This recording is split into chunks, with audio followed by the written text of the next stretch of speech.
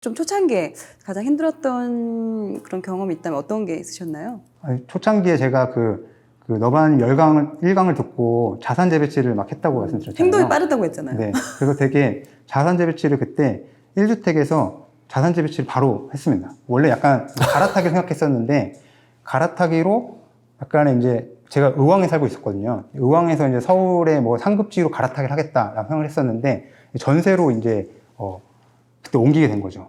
그러니까 1주택이 아니라 돈을 과도하게 깔고 있지 않기 위해서 전세로 갈아타기를 했었습니다. 근데 그러니까 기존에 살고 있는 집을 팔고 매도하고. 네. 전세로 이제 네. 이동을 한 거죠. 그때 당시에는 그리고 또 유주택자인 경우에도 전세자금 대출이 80%가 다 나갔고요. 그 당시에. 그래서 근데 문제는 그때 뭐였냐면은 제가 매도한 집에서 전세로 갈아탄 게 거의 비슷했어요, 가격이. 그래서 전세자금 대출을 풀로 받아서 그 돈으로 투자해야지 이렇게 생각을 했었습니다. 근데 전세 계약을 해고 이제 들어갔거든요. 네. 그러니까 그게 이제 전세 계약 이미 해버린 거죠. 네. 그러고 나서 한 달 만에 다시 이사를 하게 됐습니다. 그래서 다시 이사하셨어요? 네. 전세를 너무 비싼 전세로 받던 거죠. 네. 아. 그렇죠. 그러니까 돈을 너무 많이 내 목표는 내 자산이, 내 돈들이 내 엉덩이 밑에 깔려 있는 게 아니라 일하는 걸 원하는데 실제로 나는 이게 그렇다고 생각을 해서 광진구 전세로 갔지만 그 전세금 자체가 너무 비쌌기 때문에 그 목적과 맞지 않는다. 그래서 그거를 다시 이사한 지 얼마 만에 다시 이사하셨어요? 그게 이제 한 달 만에 한 달 만에 다시 더 싼 전세로 이사를 하셨다는 거잖아요. 더 싼 전세로 이사를 하게 됐어요. 그래서 거기서 나온 돈으로 투자를 하신 거죠. 네, 맞습니다. 그렇게 했을 때 물론 이제 본인이야 그런 목표가 있고 그런 너바나님의 그런 조언을 듣고 정말 감격스러운 마음의 행동을 옮겼지만 이거를 따라가줘야 하는 가족 같은 경우 아내분 같은 경우는 좀 싫어하지 않으셨어요? 거주가 계속 바뀌고 있는 상황인데. 네, 뭐 이론적으로는 굉장히 맞는 거였죠. 그러니까 깔고 하는 돈을 딱 줄이고 그걸 투자로 맞아요. 근데 이제 그게 활용한다. 실천하기가 정말 쉽지 네. 않거든요. 그래서 뭐 그때 막 부자 아빠 가난한 아빠라는 책에도 그런 부분들이 잘 나와 있고 맞는 말이고 이제는 대부분의 분들이 그런 거를 알고 계시는데 그거를 실제로 그렇게 했을 때는 진짜 그건 완전히 달랐습니다. 맞아요. 그러니까 일단은 1주택자에서 무주택자가 되면서 거의 제가 어떻게 보면은 약간 그런 느낌이 들었어요. 그러니까 판 집은 가격이 계속 오르고 근데 저는 이제 자산 재배치를 해서 진짜 안 좋은 뭐 저렴한 전세로 이동했는데 그러니까 와이프 같은 경우에는 되게 가정을 되게 그러니까 아기자기하게 잘 꾸며놓고 가정 안에서 행복도 되게 중요하게 생각을 했었는데 그리고 또 어느 정도 광진구로 간 이유는 아이 학군도 생각을 해서 간 거였는데 그거를 그냥 제가 한 달 만에 완전히 다 뒤엎어버리고 다른 곳에 이사를 가다 보니까 그 과정에서 와이프의 동의를 얻지 못했어요. 저는 그때 그런 생각이 들었습니다. 내가 다 책임진다. 무조건 책임지고 내가 다 끌고 간다는 생각으로 그냥 밀어붙였습니다. 그래서 그런 과정에서 사실 와이프도 많이 힘들어 했고, 그러니까 되게 그때 당시에는 되게 좀 지금 생각해보면 정말 미안하고 와이프한테도 네, 감사한 일이라고 생각이 듭니다. 나보다 더한 사람 처음 봤다 진짜. 와. 그러면서 제가 투자를 이제 해야 되니까 무주택자가 됐으니까 투자해야 되지 않습니까? 그치. 또 이미 내가 매도한 집은 막 오르고 있어. 그러면 좀 맞습니다. 내 마음은 더 조급해지고 와이프는 더 이제 원망을 사게 되잖아요, 와이프한테. 장난 아니죠. 심리적으로 되게 쫓기는 기분이 쫓기는 상황이 상당히 있을 것 있겠지. 같은데요. 주변에서 난리가 났습니다. 가족도 그렇고 부모님도 그렇고 진짜. 너 멀쩡한 집 미쳤다. 팔고 미쳤다. 분명 그 말 너 나오죠. 멀쩡한 집 팔고 어디 뭐 왜 그러냐 이사를 지금 몇 번 가는 거냐 이상한 거 사고 쳤냐 막 그런 얘기들 되게 많이 들었고 그리고 저도 되게 그러니까 빨리 투자를 해야 된다는 생각이 되게 또 이제 강해졌어요. 그렇죠. 주변에서도 계속 그런 얘기들을 듣고 있고 근데 그렇게 해서 어느 정도의 종잣돈이 생기긴 했지만 사실 투자를 그렇다고 바로 하기를 어디 해야 될지 사실 이제 실력이 그렇게 모르잖아요. 한꺼번에 올라서는 게 아니니까 실력이 네. 쌓아지는 게 아니니까. 그러니까 저 그때 이제 열반에 이어서 실전반을 바로 이어서 들었습니다. 그래서 실전반을 들으면서 그때가 인천이었는데요.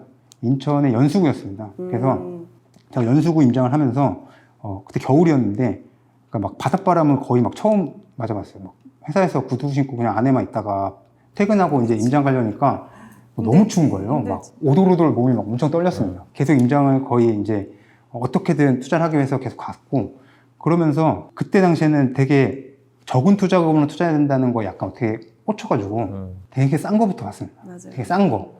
그래서 송도는 뭐 보지도 않았고 그냥 좋네 뭐 이렇게 하고 약간 구축 아파트 그리고 20평대 소형 그래서 좀 싼 거 위주로 많이 봤고 그때 막 뭐 주공 아파트가 20평대 초반이 막 1억 6천 이랬습니다. 전세가 1억 5천 이랬고요.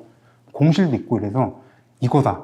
이게 바로 1,000만 원 투자할 수 있는 거구나 하고 막 그냥 뭐 문보도 제대로 안 쓰고 그냥 노바님 저 투자 이거 자산 재배치해서 이거 투자해도 될까요? 했는데 노바님께서 굉장히 침착하게 저라면 투자하지 않을 것 같습니다. 라고 이제 저라면 그렇게 급하게 투자하지 않을 것 같습니다. 라고 딱 해션 주셨고 그때 사실 참기가 되게 힘들었어요. 그치. 너무 투자하고 싶은 그치, 거예요. 그치. 참기가 되게 힘들었는데 그래도 제가 투자를 처음 하는 거고 이걸 내가 이렇게 투자하면 안 되겠구나 생각이 들어서 그냥 그거를 참고 이제 계속 임장을 가면서 버텼습니다. 그러고 나서 혼자 계속 또 임장을 해 나가는데 사실 그게 쉽지 않았어요. 근데 이제 4월 달에 또 두 번째 실전반을 했는데 그때 이제 또 광클 그때도 장난 아니었거든요. 그때는 온라인 강의도 없었고 광클을 하기 위해서 정말 저는 막 몸을 그때 막 1시간 정도 엄청 풀었습니다. 보통 광클 할 때 저도 핸드폰으로 하는데 뭐 앉아서 하시잖아요. 맞아요. 앉아서 하면은 화장실 가서 이 하죠. 상체 근육밖에 사용 못해요. 그래서 중요한 거는 이 전신을 사용해야 됩니다. 진짜? 저희가 공을 던질 때도 하체에서부터 이 장단지부터 끌어올려가지고 딱 이렇게 온몸을 이용해 던지잖아요. 그게 정말 그 혼신의 일격을 딱 가하는 건데, 그래서 저도 그 광클도 딱 일어서가지고 막 이렇게 온몸에서 이 온몸의 근육을 활용하면서 파박 이렇게 해가지고 광클을 그때 딱 성공을 했습니다. 그래서 어떻게 보면은 광클은 저는 그런 간절함의 차이라고 생각이 맞아요, 그때부터 들게 됐고, 저는 그래서 일어서서 광클을 해서 실패한 적이 없었습니다. 네. 그래서 그렇게 해서 4월 달에 실전반을 듣게 됐고, 그때 갔던 곳이, 고양시였습니다. 2018년 4월 달이었고, 그때 거기서 운명적인 저희 1호기를 이제 만나게 됐습니다. 만약에 그때로 다시 돌아가시면 어떻게 하시겠어요? 돌아가고 싶지 않아요. 그러니까 지금 실력이 만약에 있는 상태 돌아간다면은, 네. 저는 정말 깔고 하는 금액을 정말 극최소화 시킬 것 같습니다. 네. 왜냐하면 그만큼 투자를 할 수 있는 그러니까 투자의 경험도 많이 쌓이게 됐고, 네. 투자를 하면서 자산을 더 키워나가는 거에 대해서 이제 알게 됐고요. 그 제가 1주택으로 매도했던 그곳 같은 경우에도 가격이 제가 매도 당시 가격이 한 5억 조금 안 돼서 5억 정도였는데 지금 한 9억 정도가 되면서 가격이 거기도 좀 상승을 했습니다. 그래서 가격이 상승했지만 지금 투자를 통해서 그거 이상으로 상승을 했고 또 가장 크게 다른 점은 이제 전세보증금 상승이나 이런 걸 통한 현금 회수가 가능해졌다는 분들이 가장 큰 차이점이죠. 1주택으로 살고 있었더라도 제 월급은 똑같았겠죠. 지금하고 똑같겠죠. 지금도 이제 투자를 하면서 월급 계속 받고 있고 또 투자 자산이라던가 그런 이제 뭐 전세 보증금에 대한 부분들 그런 것들을 생각해 보면은 투자 쪽으로 가는 게 그때 당시로 돌아간다고 하더라도 두 번 생각 안 하고 투자 쪽으로 생각할 것 같습니다. 근데 만약에 그 집에 살면서 그 집에서 담보대출 일으켜서 투자하면 안 돼요? 그때 당시에는 그런 생각들도 했었는데 네. 만약에 그렇게 했다면은 뒤로 갈수록 좀 더 힘든 부분도 있었을 것 같다는 생각이 들어요. 왜냐면은 제가 매도했을 때 그 집을 매수한 사람이 투자자였습니다. 그분이 전세를 맞췄었어요. 제가 약 4억 9천 정도에 매도를 했는데 그분이 4억 2천 정도에 매수를 했습니다. 그래서 그러면서 전세를 4억 2천에 전세를 놨습니다. 4억 9천 매수해서 7천만 원 투자금으로 전세를 4억 2천에 놓은 거죠. 그게 이제 그래도 10년 내 신축이어서 수리비가 안 들었고 근데 그게 2년 뒤에 어떻게 됐냐면 거기 의왕이었는데 그때 당시 평촌의 전세가가 쫙 빠지면서 의왕의 전세값은 그 이상으로 더 많이 빠지게 됐어요. 4억 2천 전세가 바로 옆 동 같은 동 라인에 2억 8천짜리 전세까지 나왔습니다. 그래서 1억 이상 전세가가 빠지면서 그분이 그거를 매도하게 된 거를 실거래를 보면서 확인이 됐고 못 견디고 매도했구나 역전세. 네. 거의 그분은 남기는 거 없이 2년도 되기 전에 매도를 바로 하게 됐었죠. 그러니까 그걸 보면서 내가 이거를 집을 무조건 가져간다고만 해서 가져갔다면 내가 이걸 감당하기가 진짜 어려웠을 수 있겠구나 생각이 들고 대신에 그거를 매도를 하면서 저는 그러니까 다른 투자에 더 집중을 할 수 있었습니다. 네. 그 인천에 갔을 때 그 물건을 네. 지금 만약에 다시 내가 본다고 하면 그 상황에 사실 거예요, 안 사실 거예요? 그때도 네. 그때 봤던 물건들을 나중에 제가 실전반을 하면서 또 지금 이제 튜터링 하면서 실전반 튜터링 하면서 그 지역을 또 다시 가게 됐었어요. 그래서 지금 최근에도 그 물건들을 많이 이제 봤었는데 연수구 외에 뭐 부평구라던가 남동구 같은 경우에도 최근에 가격들이 많이 올랐죠. 그리고 연수구도 가격이 많이 올랐는데 지금 이제 오른 상황에서 보면은 지금 당장은 이제 투자하기는 좀 어렵다는 생각이 좀 듭니다. 그러니까 단순히 그 매매가가 오르고 있는 상황이기 때문에 투자한다 그렇게 보진 않고요. 일단 전세가가 어느 정도 받쳐주면서 투자 범위 가능 범위 내에 들어온다면 투자도 생각해 볼 수는 있을 텐데 최근에 일단 좀 가격이 많이 상승한 부분들이 있고 그리고 상승하기 전에도 그 물건들을 보긴 했었는데 그때 들었던 생각이 충분히 투자할 수 있다는 생각 그때는 또 들었습니다. 근데 대신에 투자 여부를 계속 제가 그때 이후로 계속 시세를 봤었어요. 가격이 크게 오르지 않고 가격이 올라도 뭐 1억 8천, 1억 9천 선에서 크게 변동이 있지는 않았습니다. 근데 그때 제가 투자를 그곳에 하진 않았던 이유가 물론 거기서 투자하기도 괜찮은 부분이 있었지만 제가 갖고 있는 종잣돈 투자금으로 이 단지, 이 지역보다 더 괜찮은 곳이 이제 제 앞마당 중에 있었기 때문에 꼭 그 단지만을 고집하진 않았고 좀 다른 곳으로 좀 더 넓게 해서 투자를 진행하게 되었습니다. 그러면은 그때 조급하게 하는 것보다 기다려서 다른 걸 보다 보니까 그거보다 더 좋은 게 있었다는 거잖아요. 더 좋은 것들을 많이 보게 됐고, 그죠? 그러니까 단순히 이때 내가 그때 투자를 이 물건을 했다 안 했다로 투자의 그런 계속 경험이나 투자 인생이 결정되지 않더라고요.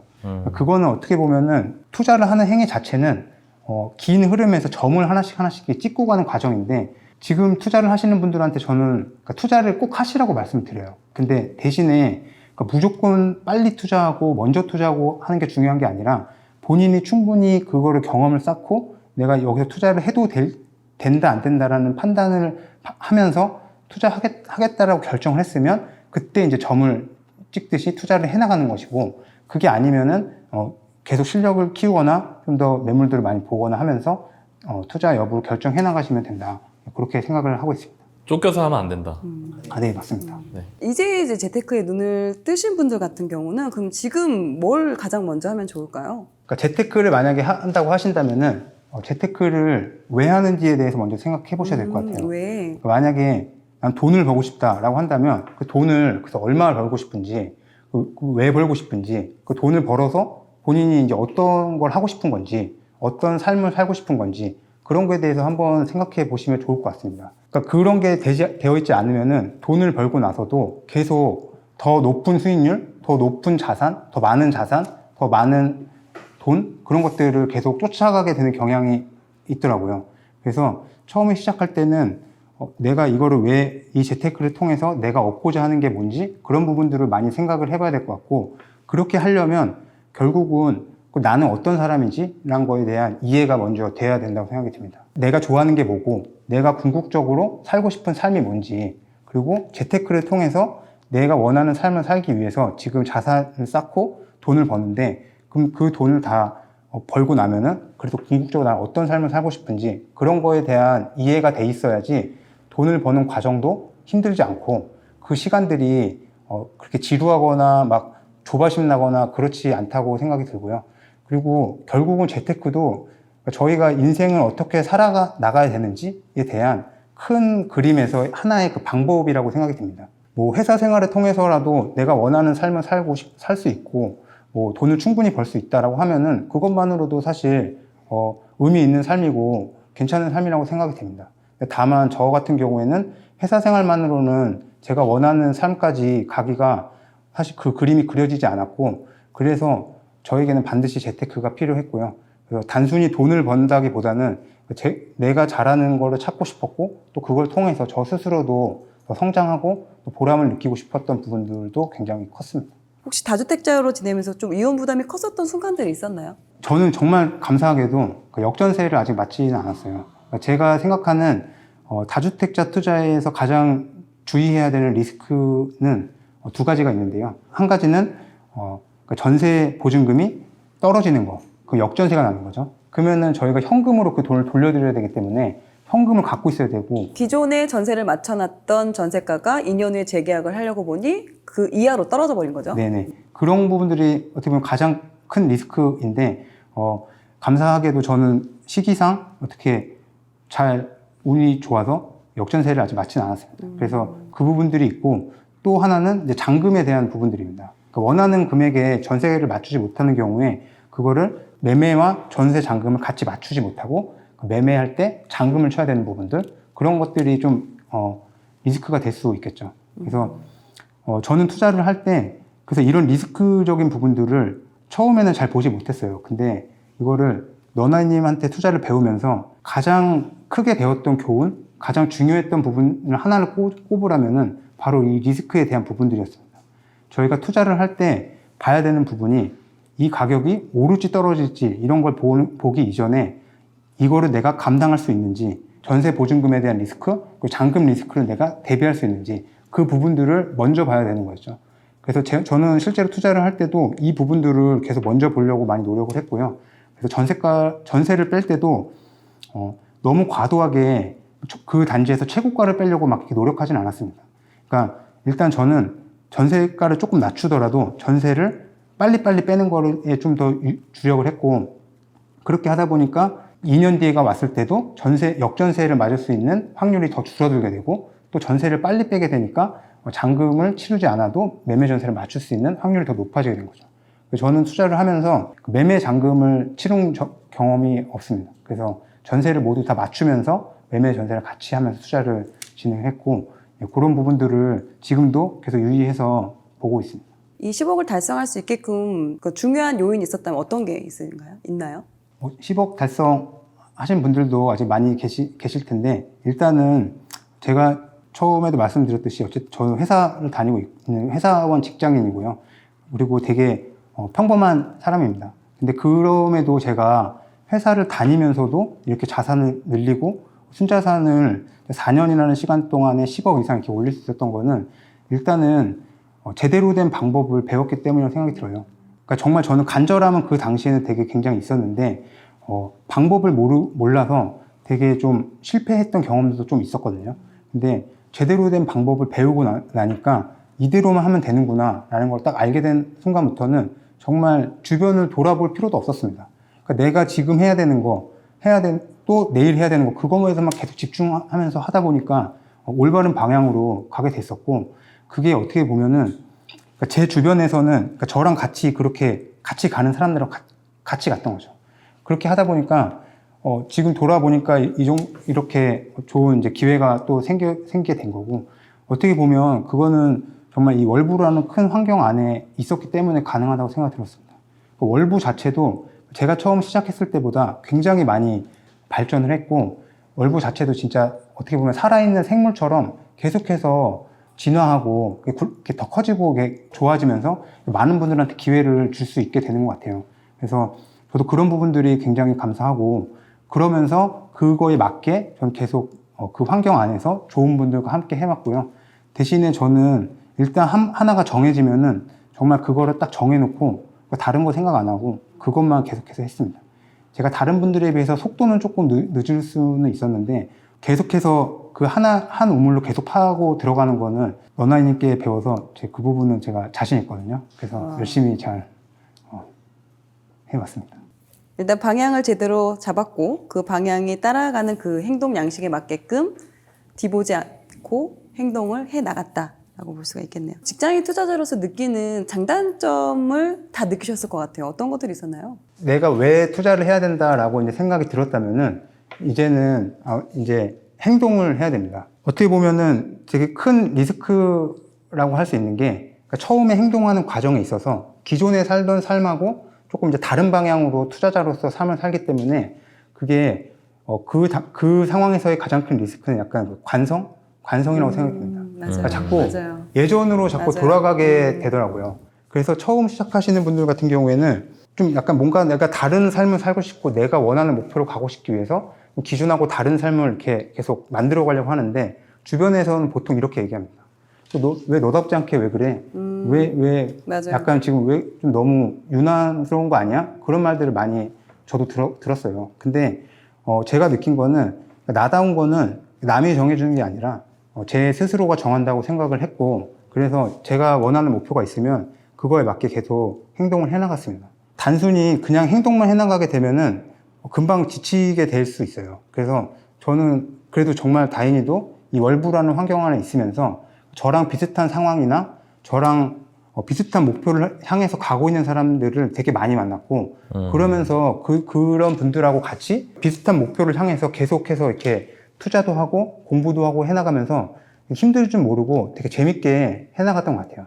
그러다 보니까 1년, 2년, 이렇게 3년, 4년 뭐 이렇게 시간이 어느덧 이렇게 지났고, 그 과정에서 저도 모르게 어떻게 보면 자산들이 계속 이렇게 쌓여 나갈 수 있었던 것 같습니다.